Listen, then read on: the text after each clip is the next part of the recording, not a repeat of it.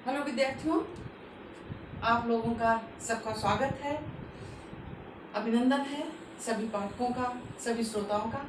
आज हम अभी तक आप देख रहे थे काव्य शास्त्र के अंतर्गत हम लोगों ने रस का अध्ययन कर रहे थे। तो रस के अंतर्गत हम लोगों ने रस के भेद आरंभ किए थे, उदाहरण से एक परिभाषा। तो उसके अंतर्गत हम लोगों ने पढ़ा था श्रृंगार रस, करुण रस, रौद्र रस, विभत्स रस, हास्य रस, वीर रस, भयानक रस, शांत रस और अद्भुत रस। इन 9 रसों का हम लोग अध्ययन कर चुके हैं। आगे आज हम करेंगे वात्सल्य रस का अध्ययन और भक्ति रस का अध्ययन। इन 2 रसों का अध्ययन हम करेंगे और इसके साथ ही हम अध्ययन करेंगे शांत रस और भक्ति रस में अंतर, क्योंकि हम विद्यार्थी थोड़ा कंफ्यूज हो सकते हैं। शांत रस जो भक्ति रस होता है उसमें हम लोग शांत रस बताते हैं, पर इसमें थोड़ा अंतर है, थोड़ा सा वो हम इसको क्लियर कर देंगे आज। तो चलिए आरंभ करते हैं बच्चों।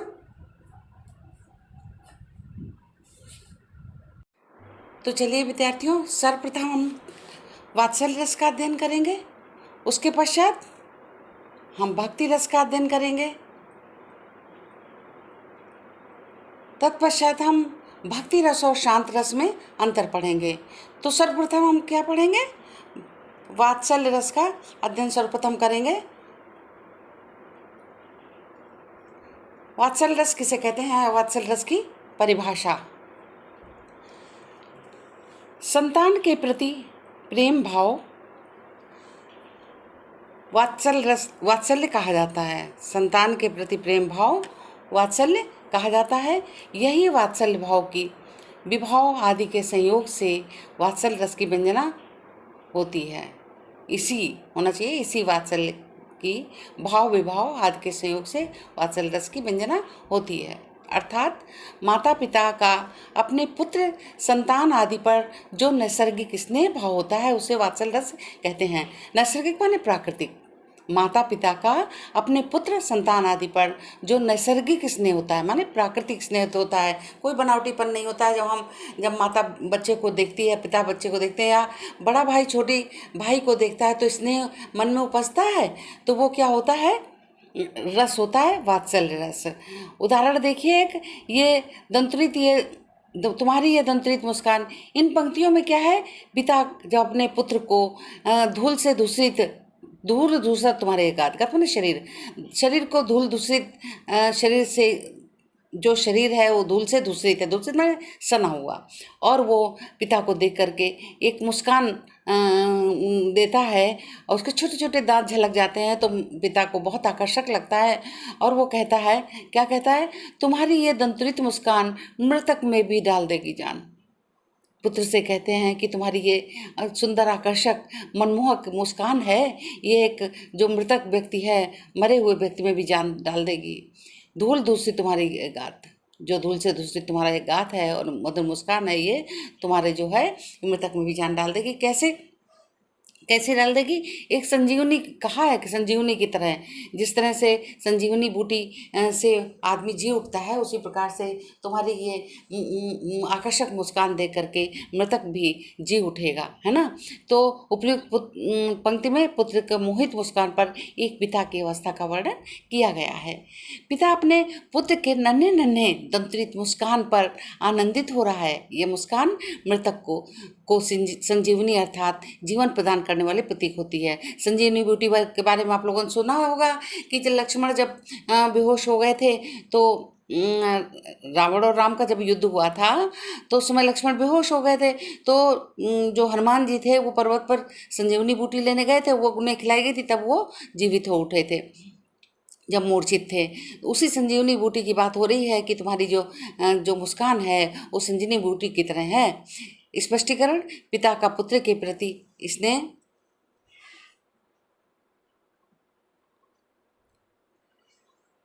स्पष्टीकरण देखिए, पिता का अपने पुत्र के प्रति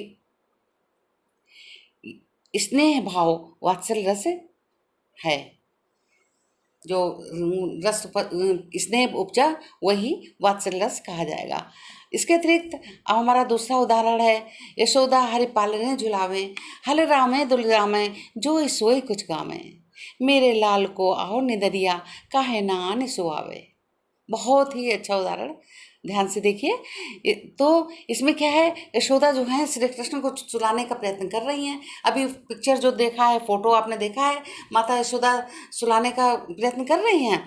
तो हल्ला मतलब वो उसे जो है हिलाती हैं, डुलाती हैं, दुलराती हैं, दुलाती मैंने प्यार करती हैं, जो सोए और जो मन में आ जाता है माता वो गाना गा रही हैं। मेरे लाल को आओ निदरिया, काहे ना आने सुनावे, हे निंदिया तुम क्यों नहीं आती हो, शीघ्र ही आ जाओ और हमारे पुत्र को क्यों नहीं सुलाती हो। इस तरह से वो गाती हैं। तो ये क्या है, ये पुत्र के प्रति जो स्नेह है वही वात्सल्य रस है। स्पष्टीकरण देखिए, उपयुक्त पंक्तियों में माता यशोदा का कृष्ण को स्नेह भाव से झूले में झुलाना, स्नेह से जो मन में आए वह गाने लगना, बालक को सुलाने का भाव ही वात्सल्य रस है। वात्सल्य रस के अवयव, अवयव माने हमने बताया आपको अंग होता है। तो इसके जैसे इसमें है माता का पुत्र के प्रति स्नेह, जो ये वाला उदाहरण है, और जो वो पिता वाला पहले था तुम्हारी ये दंतरित मुस्कान, वो क्या, पिता का पुत्र के प्रति स्नेह, स्थायी भाव उसका क्या था, पिता का पुत्र के प्रति स्नेह। इसमें माता का पुत्र के प्रति स्नेह, आलंबन पुत्र श्री कृष्ण, उसमें पुत्र हो गया, उद्दीपन बालक की चेष्टाएं क्रीड़ाएं वही हो गया सेम, अनुभव बालक को पालने में झुलाना, लोरी गाना, अभिलाषा करना, संचारी भाव हर्ष आवेग आदि। तो ये आपका था वात्सल्य रस। अगला हम पढ़ेंगे, आप वात्सल्य रस के बाद भक्ति रस देखिए। भक्ति रस की परिभाषा, जहाँ साहित्य में ईश्वर के प्रति प्रेम का वर्णन होता है वहाँ भक्ति रस होता है। भक्ति रस किसे कहते हैं, जहाँ साहित्य में ईश्वर के प्रति प्रेम का वर्णन होता है वहाँ भक्ति रस होता है। अर्थात दूसरे शब्दों में लिखते हो तो जहाँ ईश्वर के प्रति अनुरक्ति और अनुराग का वर्णन होता है वहाँ भक्ति रस होता है। अब उदाहरण देखिए, मेरे तो गिरधर गोपाल दूसरों न कोय, जाके सिर मोर मुकुट मेरो पति सोए। अब इसको पढ़ के क्या है, भक्ति की भावना पता चल रही है। मीराबाई ने कहा है कि मेरे तो गिरधर गोपाल दूसरा न कोई, जाके सिर मोर मुकुट, जिसके सिर पर मेरे मोर मुकुट है वही मेरा पति है। माने वो श्री कृष्ण को जब आराधना करती थी, भक्ति करती थी, तो वो पति के रूप में मान लिया था उन्होंने, और उसकी पूजा करती हैं, भगवान मानती थी। जब जब होई धर्म की हानि, पाड़े असुर अधम अभिमानी, तब तब प्रभु धरे मनुज शरीरा, हरहि कृपा निधि सज्जन पीरा। ये भी भगवान की भक्ति का उदाहरण है, ये गीता से लिया गया है। अब ये आया, पायो जी मैंने राम रतन धन पायो, वस्त्र अमोलक दी मेरे सतगुरु कृपा करो अपनायो, पायो जो मैंने राम रतन धन पायो। इसमें रामचंद्र जी की भक्ति की गई है, श्री रामचंद्र जी की। तो चलिए अब हम भक्ति रस और शांत रस में अंतर पढ़ते हैं। भक्ति ईश्वर से अनुराग या अनुरक्ति का वर्णन होता है। भक्ति रस में रस होना चाहिए था यहाँ पे, भक्ति रस में ईश्वर से अनुराग या अनुरक्ति का वर्णन होता है। इसका स्थायी भाव भागवत विषयक रति रहती है। जैसे पायो जी मैंने राम रतन धन पायो, भक्ति अमोलक दे मेरे सतगुर कृपा कर अपनायो। शांत रस के ये हो गया आपका भक्ति रस। और शांत रस में क्या होता है, शांत रस के अंतर्गत संसार में वैराग्य होने या परमात्मा की आध्यात्मिकता का वास्तविक ज्ञान होने पर जो अनुभूति होती है उसे शांत रस कहते हैं। जैसे शांत रस का उदाहरण देखिए, श्री रघुनाथ कृपाल कृपाते संत स्वभाव कहोगो। तो इसमें क्या है, शांत रस है। तो ये आपका अंतर हो गया विद्यार्थियों। तो चलिए अगले वीडियो में मिलते हैं।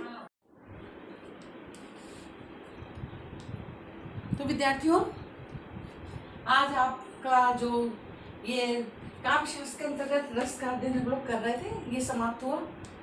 और आशा है आप लोगों ने ढंग से समझा होगा और उसको समझकर जो है अपने मस्तिष्क में ढंग से बिठा लिया होगा। आगे से जब रसों पर तो आते ही हैं प्रश्न, उसके अतिरिक्त हमें रसों की ज़रूरत पड़ती है। जब हम व्याख्या करते हैं काव्य की तब भी आवश्यकता पड़ती है। तो इसके अंतर्गत आज हमने पढ़ा था विद्यार्थियों, हमने क्या क्या पढ़ा इसमें, जब हमने आरंभ किया था तो रसों के भेद के साथ हमने रस की निष्पत्ति, तत्व, स्थायी भाव कौन कौन से बताए थे? विभाव, अनुभाव और संचारी भाव। और इन सभी बिंदुओं पर हमने विस्तृत रूप से अध्ययन किया। तो हमारा विषय समाप्त होता है। धन्यवाद। चलिए अगले वीडियो में मिलेंगे।